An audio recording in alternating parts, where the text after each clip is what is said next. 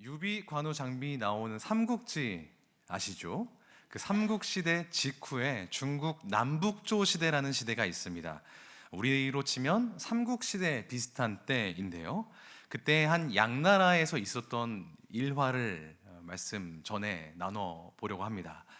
양나라에는 전설적인 화가 한 명이 살았다고 합니다. 그 이름은 양승요라고 하는 인물이었고요. 하루는 이 양승요가 벽에 벽화를 그리기 시작했는데, 제가 뭘 그렸는지 묘사를 해볼 테니까 한번 추측해 보시기를 바라겠습니다. 머리는 낙타 같고 뿔은 사슴 같으며 눈은 토끼 같고 귀는 소와 같고 목덜미는 뱀과 같고 배는 큰 조개처럼 생겼으며 비늘은 잉어 같고 발톱은 매와 같으며 주먹은 호랑이와 비슷한 무언가를 그렸습니다. 뭘 그렸을까요? 그런 게 어딨어? 이렇게 쳐다보지 마시고 아마 순서지를 보셨다면 용이라는 것을 아실 수 있을 것입니다.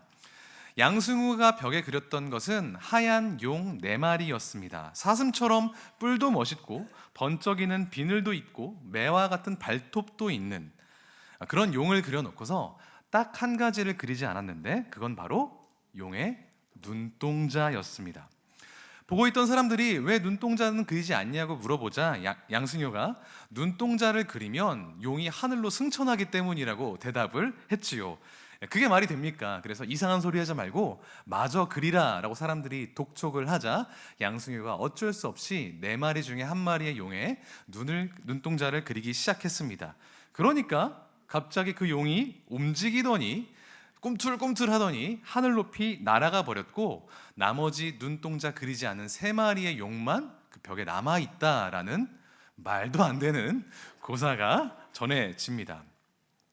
어떤 사람이나 어떤 사건에게 결정적으로 중요한 요소, 핵심을 제일 나중에 완성하는 것을 우리가 활용점정이라고 하지요. 이 장승효가 그렸던 눈동자 없는 용과 같이 모든 것이 갖춰졌으나 딱 한 가지 부족한 것이 있는 사람이 오늘 본문에 등장합니다. 그게 바로 아볼로입니다. 이 아볼로는 굉장히 뛰어난 신앙인이었는데 그에게 뭐가 부족했는지, 또 그 부족함이 채워졌을 때 어떤 일이 일어났는지 한번 말씀을 살펴보도록 하겠습니다.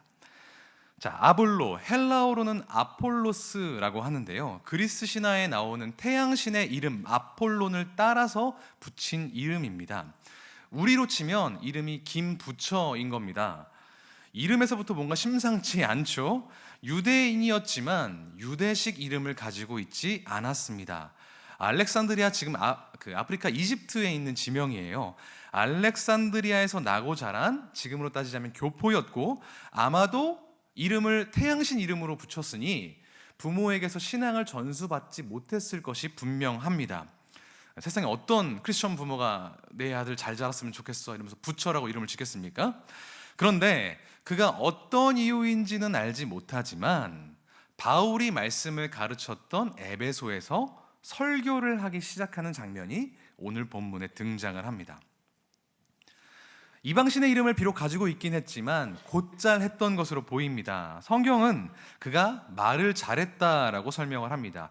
24절에 언변이 좋다고 묘사가 되어 있는데 이것은 헬라어로 로기어스, 그러니까 로고스에서 나온 말입니다. 헬라어로 따져보니까 논리적이고 조리 있게 또 설득력 있게 말했다는 뜻이에요. 그뿐 아니었습니다. 또 성경에도 능통했습니다. 이때 신약 성경은 기록되기 전이니까 아마 구약 성경을 이야기하는 것 같습니다. 원어의 의미를 살펴보니까 디나토스, 지금 다이너마이트와 같은 어원을 가진 말로 성경에 매우 강력함을 가지고 있었다라는 표현이 기록될 정도였습니다. 그리고 25절을 보니까 이 아볼로가 일찍이 주의 도를 배웠다. 이 도는 어떤 도입니까? 도를 아십니까? 이게 아니라 하나님의 방식대로 살아가는 방법을 이미 배웠다는 겁니다. 삶을 살아가되 성경을 알고 있는 것뿐만 아니라 그 도대로 하나님의 뜻대로 살아가려고 노력했다라는 것을 미루어 짐작할 수 있고, 마지막으로 열심으로 예수에 대해서 자세히 말하며 가르쳤다라고 성경은 기록하고 있습니다. 그러니까 말을 잘했고 성경에도 능통했고 하나님 뜻대로 살아가기 힘썼고 그것을 심지어 설교로 가르치기까지 했던 사람입니다. 그런 아볼로에게 한 가지 부족한 것이 있었는데 그건 바로 25절에 말했듯 그가 요한의 침례만 알 뿐이었다는 것입니다. 여기서 말한 요한의 침례는 회개의 침례를 이야기하는 것입니다. 회개에 합당한 열매를 맺으라고 한 그 요한의 회개를 열심히 설교를 했던 겁니다. 하지만 요한의 침례만 알 뿐이었다라는 표현은 그가 그 이상의 무언가, 그것보다 더 중요한 무언가는 알지 못했다라는 뜻입니다. 아볼로가 과연 뭘 몰랐을까? 다 알고 있었고 성경에도 능통했고 말도 잘했는데 뭘 알지 못했을까? 성경에는 나와 있지 않습니다만 많은 신학자들은 그가 예수 그리스도의 십자가와 부활에 대해서는 알지 못했을 것이라고 추정합니다. 마치 양승효가 그렸던 용처럼 멋진 뿔도 있었고 멋진 발톱과 두꺼운 비늘을 가지고 있었지만 정작 중요한 무언가를 가지고 있지 못했던 그 아볼로에게 오늘 눈동자가 그려지는 일이 벌어집니다. 그건 바로 브리스길라와 아굴라 부부를 통해서였습니다. 브리스길라가 아내고 아굴라가 남편인 건 잘 아시죠? 아굴라는 본도, 폰토스라고 하는 지금으로 따지면 튀르키예 북동부에 있는 도시 출신이었습니다. 아내인 브리스길라의 출신은 나와 있지 않지만 아마도 같은 지역에서 태어난 사람이라고 추정이 됩니다. 이 사람들의 인생도 꽤나 기구했는데 한번 들어보십시오. 튀르키예 북동쪽에 살았는데 뭔가 조금 더 상경을 해서 잘 살고 싶어서 당대 최고의 도시인 로마로 이주했습니다. 근데 로마로 가려면 바다를 2번 건너야 했어요. 에게해와 아드리해를 건너야 했거든요. 그래서 로마에 정착해서 잘 사나 싶었더니 이게 웬일입니까? 황제가 갑자기 유대인들은 다 쫓아내. 그래서 유대인 추방령을 듣고 어쩔 수 없이 지금 그리스 남부에 있는 에베소에서 정착하게 된 것입니다. 그리고 거기서 사도 바울을 만났고 바울에게 사사를 받은 다음 사도 바울이 떠난 이후에도 그 에베소 교회를 지키면서 신앙생활을 유지했던 사람들이었습니다. 그런데 어느 날 아볼로가 찾아와서 이 에베소 교회에서 설교를 하니까 브리스길라 아굴라 부부가 듣다 보니까 뭔가 부족해 보였던 모양이에요. 그래서 아볼로를 따로 데려다가 하나님의 도에 대해서 자세히 가르쳐 줍니다. 자기가 사도 바울로부터 들었던 그 복음의 능력에 대해서 말입니다. 아니 너 설교하는 사람이 그것도 모르고 여기서 앞으로 입을 함부로 놀려? 이렇게 얘기하지 않고 망신 주지 않고 따로 불러서 조용히 잘 가르쳐 주었다라는 겁니다.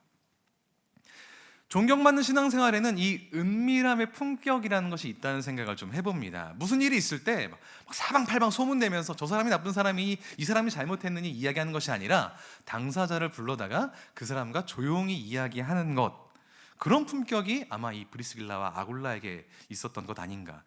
제가 시니어 교구 올해 와서 권사님들, 장로님들, 집사님들 뵈면서 이런 것에 대해서 많이 배웁니다. 목사님 일로 한번 와봐. 그 다음 얘기하시고 권면하시고 제가 그걸 많이 배우고 있는데요.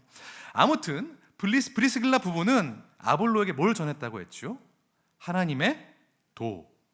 이 하나님의 도, 아까도 말씀드렸듯이 성경이 정확하게 말해주지 않지만 미루어 짐작해 보건대 사도행전 17장에서 사도 바울이 아테네와 여러 곳을 다니면서 전했던 복음과 일치할 것입니다. 그게 뭔지 사도행전 17장 31절을 제가 한번 읽어볼 테니 귀로 한번 들어주십시오. 사도 바울이 선포합니다. 이는 정하신 사람으로 하여금 천하를 공의로 심판한 날을 작정하시고, 여기가 중요합니다. 이에 그를 죽은 자 가운데서 다시 살리신 것으로 모든 사람에게 믿을 만한 증거를 주셨음이니라. 아볼로는 요한의 침례도 알았고 구약 성경에도 능통했습니다. 그리고 예수 그리스도에 대해서 이야기할 정도로 꽤나 그에 대해 잘 알았던 것으로 보입니다. 하지만 예수 그리스도의 십자가와 부활에 대해서는 몰랐던 겁니다. 정말 중요한 것을 안타깝게 놓치고 있었던 거죠. 제가 지난주에 이 책을 서점에 가서 샀습니다.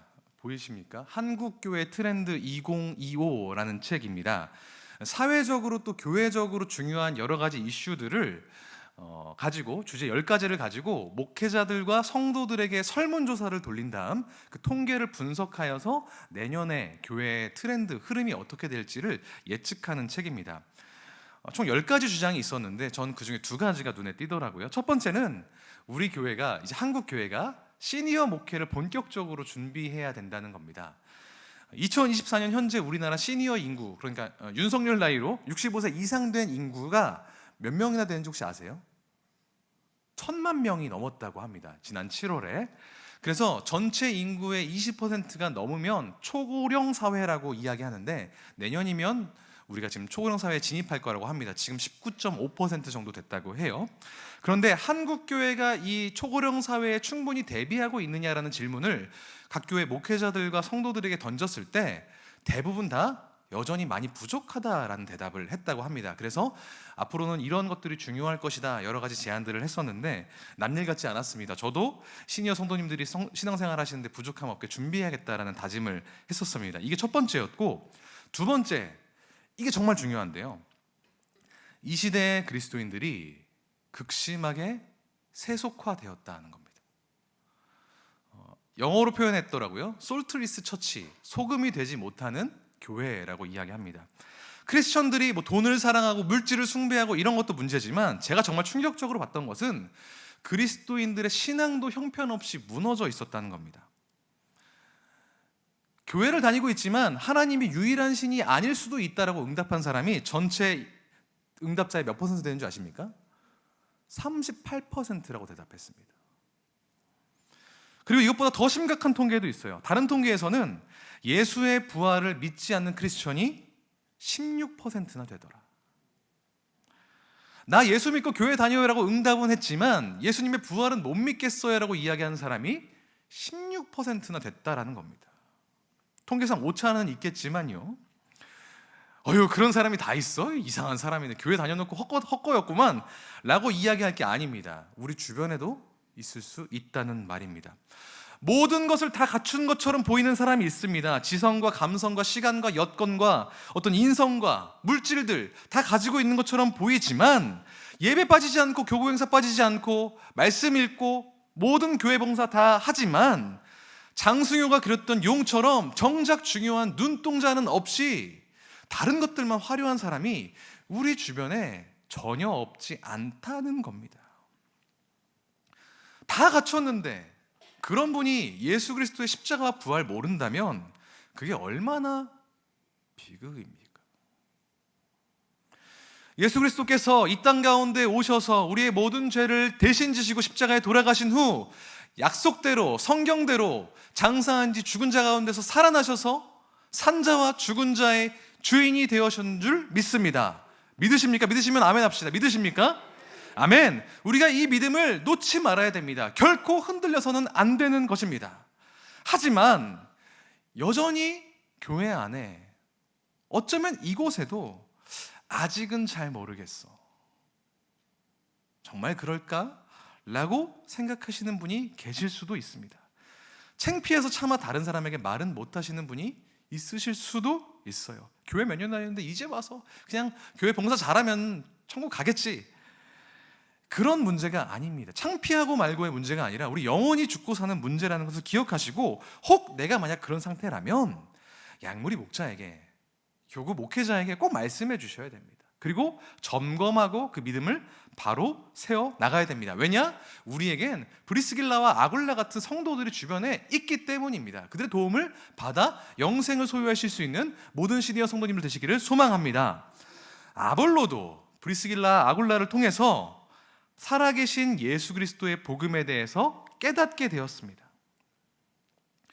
용의 눈동자가 그려지자 하늘로 날아올랐다는, 물론 뻥 같지만 그런 고사처럼 아볼로에게도 결정적인 그리스도의 복음이 주어지자, 활용점정처럼 주어지자 마치 용이 날아오르듯이 그의 삶에 굉장한 변화들이 시작되었습니다.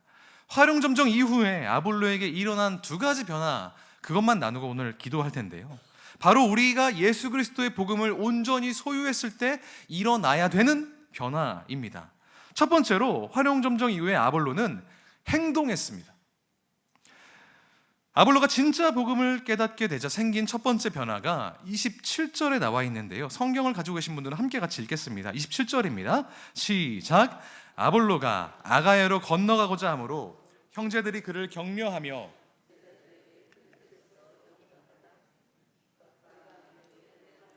은혜로 말미암아 믿은 자들에게 많은 유익을 주니, 여기서 말하는 아가야는 지금으로 따지면 그리스 남부 지역을 이야기합니다. 지금 아볼로가 있는 곳은 에베소였습니다. 제가 아까 말씀 잘못 드렸는데 에베소는 지금 터키 지역에 있는 것입니다. 터키에서 그리스 타고 배로 이동했다는 거예요. 왜요? 그곳에 있는 형제들에게 유익을 주기 위해서, 그들을 돕기 위해서. 배 타고 수고하는 것은 정말 힘든 일이었지만 움직이며 행동했다라는 것입니다. 에베소에서 복음을 전하는 것으로 끝나는 것이 아니라 그것을 가지고 필요한 자들에게 나아가는 행동까지 이어졌다는 것을 27절을 보면 알 수 있습니다. 그리스도의 주되심을 믿는 사람은, 아는 사람은 가만히 앉아 있을 수 없습니다. 행동하게 됩니다. 어떤 방식으로든 행동하게 됩니다. 아까도 기도해 주시면서 말씀해 주셨지만 우리 교회는 지금 VIP 새생명 축제 기간입니다. 1년 동안 복음을 전하기 위해 기도했던, 눈물로 무릎으로 기도했던 전도 대상자들을 교회로 초청하여 복음을 전하고 결신에 이르도록 섬기고 있습니다. 지난주에도 48분이 오셔서 결신하고 돌아가셨습니다. 그런 일들이 이번 주 26일에도 진행이 됩니다. 이 새생명 축제에 더 많은 이들이 그리스도의 복음을 아는 그 행복을 누릴 수 있도록 여러분들이 함께 기도해 주시기를 부탁을 드립니다. 또 내가 기도하고 있는 나의 전도 대상자들, 나의 가족, 나의 남편, 나의 아내, 나의 자녀들과 내가 사랑하는 내 이웃들을 위해 기도하고 계시다면, 비록 지금 새생명 축제 데려오시면 제일 좋고, 그게 아니더라도 계속해서 포기하지 않고 복음을 전하는 행동을 보여주실 수 있기를 주님의 이름으로 축복드립니다. 마치 아볼로가 그 복음을 소유하고 움직였듯이요. 또 어떻게 행동할 수 있을까요? 돌아오는 10월 27일 종교개혁 주일에 광화문에서 열리는 기도회가 있습니다. 가실 수 있으시면 가셔서 나라와 민족을 위해, 이 땅의 교회를 위해 함께 기도하시기를 바랍니다. 단 주일 예배는 지키시고요. 그리고 건강도 지키시고요. 안전과 건강이 허락하는 한에서 합당한 행동을 하실 수 있는 우리 시니어 성도님들 되시기를 축복합니다. 댁에서 기도하셔도 되니까 그 시간 함께 같이 기도하시고, 가만히 있지 마시고 기도함으로 행동하실 수 있는 주의 백성 되시기를 축복합니다. 또 우리 주변에 우리 섬김과 도움을 필요로 하는 지체들이 굉장히 많습니다. 몸이 아파서 교회에 나와야 되는데 도저히 움직일 수 없어서 집에만 간신히 계시며 신앙생활을 유지하시는 분들이 있습니다. 찾아가서 돕고 유익을 주어야 할 줄 믿습니다. 중보기도의 자리, 신방을 필요로 한 자리에 나아가 형제들에게 많은 유익을 주실 수 있는 행동하는 그리스도인 되시기를 주님의 이름으로 축복합니다. 두 번째로 아볼로는 말씀을 더욱 가까이 했습니다. 28절을 함께 읽겠습니다. 28절입니다. 시작. 이는 성경으로서 예수는 그리스도라고 증언하여 공중 앞에서 힘있게 유대인의 말을 이기미러라. 아볼로가 어떻게 했대요? 예수 그리스도를 증언했대요. 그래서 예수를 부정하는 유대인들과의 논쟁에서 이겼다고 하는 겁니다. 그런데 그 비결도 나와 있어요. 뭘로 이겼습니까? 성경으로서 말씀을 굳게 알므로 말미암아 예수가 그리스도이심을 더욱더 확증했다는 겁니다. 예수님 나의 주인이시지만 마음으로 대충 그런가 보다라고 생각하는 것이 아니라 말씀으로 내 가운데 증거하고 확증하여 그것을 선포하는, 말씀을 더욱더 가까이 하는 주의 사람이 되었다고 하는 것입니다. 아볼로는 브리스길라와 아굴라의 말을 귀동냥으로 듣고 거기서 그치지 않았습니다. 오히려 말씀을 통해 확증하고 선포하였습니다. 대적자들 가운데 증언하였습니다. 그리스도를 구주와 주인으로 믿는 그리스도인은 말씀으로 그것을 확증하는 사람입니다. 그리고 더욱 사모하는 사람인 줄 믿습니다. 여러 오후 프로그램 중에 우리가 말씀 끝나고 예배 끝나고 식사하고 나서 프로그램 중에 시니어 성경 통독이 진행 중입니다. 예배 끝나고 1시부터 성경을 함께 읽고 있고, 오늘 참여하지 못하시는 분들은 목요일 오전에도 참여하시는 일 계속 참여하시고 계신데, 이번 주에 또 2시 반이 또 개설이 됩니다. 그래서 또 그때 또 말씀을 읽는 분들이 늘어나고 있어요. 정말 감사한 일입니다. 성경을 가까이 하여 묵상하는 일은 아무리 자주, 아무리 반복해도 지나치지 않습니다. 말씀을 묵상하여 그리스도의 구원과 하나님의 도우심을 반복하여 확증하는 주의 백성 되시기를 주님의 이름으로 축복합니다. 꼭 성경 통독이 아니더라도 양모리 때 우리 모일 때 야 그거 다 아는 거고 주일날 들은 말씀인데 하면서 스킵하지 마시고 말씀을 다시 한번 선포하며 확증하시길 바랍니다. 내가 한 주간 묵상한 말씀을 가지고 내 삶 가운데 역사하신 하나님의 그 뜻이 무엇인지를 나누며 그 가운데 풍성한 교제를 나누실 수 있는 모든 시니어 성도님 되시기를 주님의 이름으로 축복합니다. 양모리 성경 아니더라도 시니어 성경 통독 아니더라도 큐티함으로써 내가 성경을 통독하고 연구함으로써 하나님의 말씀을 내 마음 가운데 온전히 세워 내 믿음을 말씀 위에 굳게 세우는 모든 주의 백성 되시기를 주님의 이름으로 축복합니다. 말씀을 정리합니다. 아볼로는 열심히 있는 그리스도인이었지만 정작 중요한 그리스도의 십자가와 부활에 대해서는 몰랐던 사람이었습니다. 하지만 그가 그리스도의 구주 되심과 주인 되심을 경험하게 되자 삶에서 변화가 일어났습니다. 어떤 변화가 일어났습니까? 행동하는 그리스도인으로, 도움이 필요한 곳에 직접 나아가는 그리스도인으로 변화되었고, 두 번째로 말씀을 더욱더 가까이 하는 그리스도인으로 변화되었습니다. 우리도 그렇게 되어야 되지 않겠습니까? 말씀을 듣고 순종하여서 행동으로, 또 말씀을 더욱더 사모함으로 하나님을 기쁘시게 하는 그리스도인 되시기를, 눈동자가 그려져 승천하는 용과 같은 능력 있는 그리스도인 되시기를 주님의 이름으로 축복합니다.